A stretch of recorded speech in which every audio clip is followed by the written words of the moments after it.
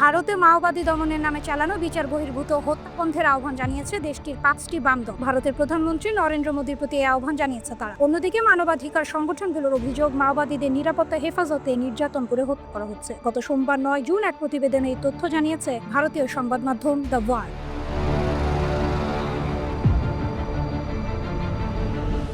সংবাদ মাধ্যমটি বলছে, ভারতের প্রধানমন্ত্রী নরেন্দ্র মোদীর প্রতি মাওবাদী দমনের নামে চালানো বিচার বহির্ভূত হত্যা বন্ধের আহ্বান জানিয়েছে 5টি বাম দল। গত সোমবার এক খোলা চিঠিতে তারা এই দাবি জানায়।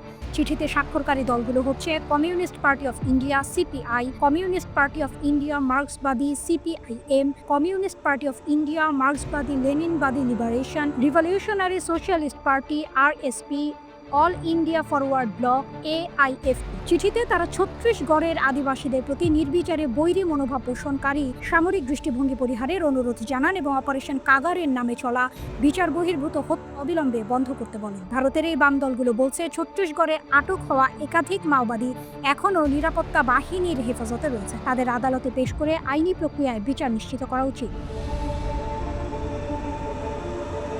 সেই চিঠিতে আরও বলা হয়েছে, ওই অঞ্চলের আদিবাসীদের অধিকার নিয়মিত লঙ্ঘিত হচ্ছে এবং কর্পোরেট স্বার্থে ছত্তিশগড়ের বন ও খনিজ সম্পদ নির্বিচারে শোষণ করা হচ্ছে।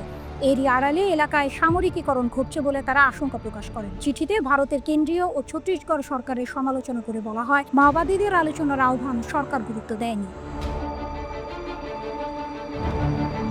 এদিকে চিঠিতে মোদীর প্রতি বাম দলগুলোর ভাষ্য, আমরা পুনরায় আবেদন করছি, বিচার বহির্ভূত হত্যা ও সহিংসতা অবিলম্বে বন্ধ করুন এবং একটি নিরপেক্ষ বিচার বিভাগীয় তদন্তের নির্দেশ দিন। সরকারি তথ্য অনুযায়ী চলতি বছর এ পর্যন্ত 197 জন মাওবাদী নিহত হয়েছে। গত মাসে ভারতের কেন্দ্রীয় স্বরাষ্ট্র মন্ত্রণালয় জানিয়েছিল, চলতি বছরের মাওবাদী দমন অভিযানে নিরাপত্তা বাহিনী 197 জন হার্ডকোর মাওবাদীকে হত্যা করেছে। অবশ্যই এই পরিসংখ্যান ঘিরেও প্রশ্ন তুলেছে মানবাধিকার সংগঠন ও বাম রাজনৈতিক শক্তিগুলো।